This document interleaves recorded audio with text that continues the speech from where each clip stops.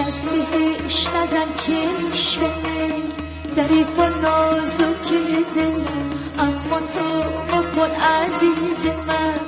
شاید که هرچه مشکلم این دلی که مثل شیشه است، توی برگ گل نگه دار، مهربان تو نیازار.